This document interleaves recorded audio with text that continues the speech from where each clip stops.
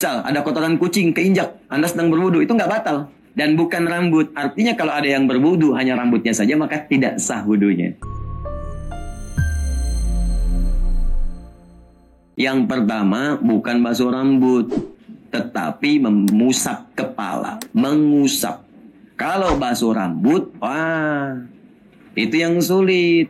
Karena tidak semua orang itu bisa punya rambut. Kalau di sini bukan hitam putih, awas, ada rumus. Hitam putih susah nantinya, ya.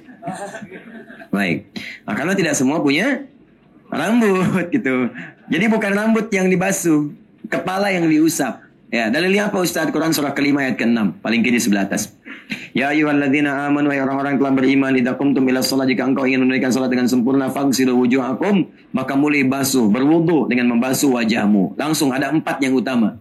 1 wajah, 2 tangan sampai siku, 3 kemudian kepala, 4 kaki. Kan kemudian wa aydiyakum ilal marafiq wamsahu bi ru'usikum wa arjulakum ilal ka'bain. Yang lain tambahan sunnah. Jadi kalau ada airnya terbatas, 4 dahulukan ini. Nah, perhatikan sekarang detil bahasa Qur'annya. Bahasa Qur'annya begini. Ketika wajah menggunakan gosala. Fagsilu. Gosala itu ambil airnya, tumpahkan di tempat yang akan dibasuh. Misal begini. Bangun Mas. Contoh. Ya. Bismillah. Nama siapa? Arfil. Apa artinya Arfil? Oh, bukan gajah. Baik. Apa singkatan? Alam taro kaifa fa'ala buka biasa bil fil, disingkat Arfil. Saya nggak mikir gajah, ini jawab sendiri, bukan gajah katanya. Pegang ini. Nah, ya, tahan. Ini punya 2 fungsi, mic dan keran, ya. Ya. Jangan ketawa mau wudhu, ya. Jangan ketawa.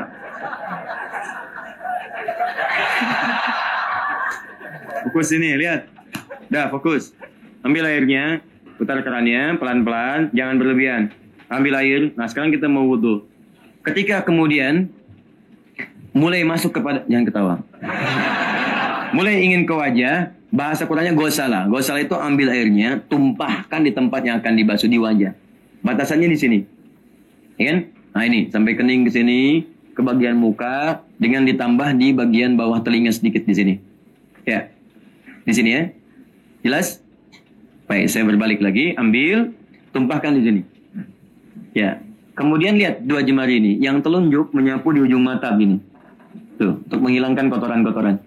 Yang jempol menyapu di bawah telinga di sini. Ya. Tarik sampai ke dagu di sini. Yang ada janggutnya di selai-selai begini. Dasnya, yang tidak ada janggut, nggak usah maksa. Ya, ingat, nggak usah maksa. Karena sunnah itu, Arfil, sunnah berjanggut itu maksudnya merawat kalau dia ada janggut. Bukan menumbuhkan. Kalau memang tidak ada pun, nggak apa-apa. Nggak harus beli arang timun, gini-gini. Tidak. Ya, cukup ya. Fil. Jadi, kalau sudah ada seperti begini, dirawat. Dirapikan, dibaguskan. Jelas ya? Baik, ini bagian pertama. Nah, kemudian tangan sampai siku. Tangan ini di sini, jari, sampai siku. Yang disebut tangan, dari ujung jari ini sampai ke sini. Yadun namanya, yad. Jelas? Ini asabi', jari-jari. Ini kaf. Ini rusghun. Yang ini sa'id. Yang ini mirfaq, namanya marafiq. Kenapa saya sampaikan ini? Karena dalam fikih ibadah itu lengkap sekali. Ketika kita menunaikan sholat, itu disebutkan yang kanan menutup yang kiri, kaf. Ini, yang ini kaf disebutkannya, menutup di punggung yang kiri, begini. Rusgun ala rusgin, boleh yang kedua. Ini pergelangan ke pergelangan, begini. Boleh. Sa'id ala sa'id. Ya, kaf ala sa'id. Ini ke sini, boleh. Tapi tidak boleh sakemirfak. Dalam sholat gak boleh ke sini. Kata Nabi, jangan engkau bersedekap seperti orang sombong. Ya, sombong. Jadi kan kalau sedang ada proyek, gini lihat tuh. Tapi kalau sedang sholat, gak bisa seperti itu. Jadi tetap di sini. Jelas ya? Hati-hati, karena kadang-kadang kan kalau Anda sedang liburan di puncak, sholat subuh gitu kan, kadang-kadang kan ada begini ya. Ini cukup sampai sini saja. Nah, dalam wudu, sampai sini batasnya. Ilal marafiq, mirfaq. Dibasuh dari sini. Nah, dan tolong perhatikan dengan jeli ya, dengan jeli. Bahasa Al-Qur'annya Allah berfirman, wa aydiyakum ilal marafiq, ila harful ghayah, menunjuk pada ujung tujuan. Ana adhab min Bandung ila Bekasi. Saya akan pergi dari Bandung ke Bekasi. Baik, berarti saya berangkat dari mana? Bandung. Berhenti di mana? Bekasi. Ila, itu pakai ila. Bandung, Bandung, ila Bekasi. Ke Bekasi. Berarti tujuan akhirnya Bekasi.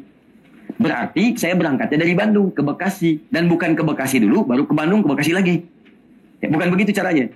Karena itu ketika kalimat wudu menggunakan kata ila, marofik sampai ke siku, artinya dimulai di sini sampai ke sini. Itu pentingnya belajar bahasa tuh. Ya, makanya saya tuh tidak menyalahkan ya, tapi menurut saya kurang tepat kalau ada yang berwudu dari sini dulu ke bawah. Ya, dari siku turunkan ke bawah. Yang benar itu dari sini ke siku. Dan dibalikin lagi seperti ini. Ya, diratakan, lebihkan sinarnya, ratakan. Hikmahnya pun jelas di hadis Muslim, orang yang berwudu itu bersamaan dengan jatuhnya air wudunya, maka jatuh pula dosa-dosanya. Maksud jatuh dosanya itu dia beristighfar, dia bertobat dengan pekerjaan tangannya ini. Makanya setelah wudu kita membaca doa taubat. Asyhadu an la ilaha illallah, asyhadu anna Muhammadar Rasulullah. Allahumma ja'alni minat taubat. Ya Allah, jadikan aku termasuk orang taubat. Kenapa kok baru wudu tapi taubat? Taubat itu kan memohon kepada Allah untuk dibebaskan dari kesalahan, ya kan? Makanya ketika Anda berwudu, Anda sadari ini salah apa tangan ini. Dan yang paling banyak berbuat salah kan jemari. Makanya dimulai dari sini. Itu hikmahnya. Ada ilmu hikmah. Dimulai dari sini. Bikin status kan pakai ini. Bikin status. Gak ada orang bikin status pakai ini. Ya kan? Ya kan? Tuh. Ya. Ngambil sesuatu pakai ini. Tuh. Makanya dimulai dari sini. Kemudian balikan ke sini. Nah, setelah ini selesai, wamsahu biru'usikum. Usap. Bukan basuh. Beda kalimatnya. Kalau nggak salah, ambil air, tumpahkan. Kalimatnya masaha. Masaha itu, ambil airnya, bersihkan, baru diusapkan. Nah, usapnya kepala. Ya, kepala. Pakai ba. Ba itu punya 3 arti. Istighraq semua. Jadi kalau tidak ada kendala, maksudnya tidak ada penyakit di sini atau tidak ada hal yang menurut dokter jangan kena air dulu misalnya, ya bersih semuanya, bebas, maka usap dari depan ke belakang. Balikan. Kalau ada penyakit misalnya, atau hal tertentu, atau akhwat, nggak bisa dibuka misalnya jilbabnya di tempat tertentu, maka cukup sentuh usap bagian kepala. Usap. Mana batasnya? Maka yang kedua tafsirnya ba, ma'at tahdid. Ya, dengan batasan, batasannya ubun-ubun. Ya, cukup usap bagian sini, ubun-ubun, maka sah hukumnya. Kalau sulit pun yang dibuka, atau ini di sini ada misalnya penyakit, maka cukup diusap bagian yang termasuk kepala. Ini kepala, sini kepala. Itu tidak menyulitkan. Ya, boleh silakan Anda usap, dan itu sah hukumnya. Dan bukan dibasuh, ingat. Kalau dibasuh artinya ambil airnya, tumpahkan di sini. Oke gayung. Ya. Jadi itu yang keliru, paham ya? Dan bukan rambut. Artinya kalau ada yang berwudu hanya rambutnya saja, maka tidak sah wudunya. Ya tidak sah. Harfil misalnya wudu, kan? Wudu sambil pakai peci nggak mau dibuka, kan? Di begitu bagian kepala, yang dibasuhnya rambutnya, yang diusap rambutnya, itu tidak sah. Takut, ya kan? Nah, itu tidak tepat. Maka dihukumi wudunya tidak sah. Kalau wudu tidak sah, maka sholatnya pun tidak sah. Ketika ke kaki, kembali lagi basuh. Wa arjulakum. Ya, wawunya apaf, arjula nasab. Nasabnya kembali sama dengan yad. Fatah. Aidiakum a, arjulakum a. Artinya, ambil lagi airnya, kemudian ditumpahkan ke kaki, baru dibasuhkan. Ya, diusap sampai selesai, sampai kemudian disempurnakan. Batas maksimalnya 3 kali. Bukan harus 3 kali sempurna, tidak. Maksudnya kalau sekali sudah rata, cukup. Kalau belum 2 kali. Ya, kalau belum juga 3 kali. Faman zada faqad asa Abul Qasim. Kalau berlebihan, dia bermaksiat kepada Nabi. Ya, 3 kali itu dipahami bukan semua harus 3 kali, tidak. Belajar fikihnya yang ngajinya yang betul, sempurnakan dulu ngajinya. Di 3 kali itu untuk menyempurnakan basuhan sampai merata keseluruhan. Jelas kalian? Baik. Paham sampai sini? Baik. Alam tara kaifa fa'ala rabbuka bi ashab. Disingkat arfil. Apakah saat kita menginjak tanah telanjang kaki dalam keadaan punya wudu itu dapat membatalkan wudu tersebut? Tidak. Tidak. Telanjang kaki itu maksudnya tidak pakai alas gitu ya. Tidak pakai sendal, tidak pakai sepatu, tidak batal. Walaupun bahkan kaki itu menginjak kotoran. Misal ada kotoran kucing keinjak, Anda sedang berwudu, itu nggak batal. Nggak batal. Yang ada bersihkan najisnya.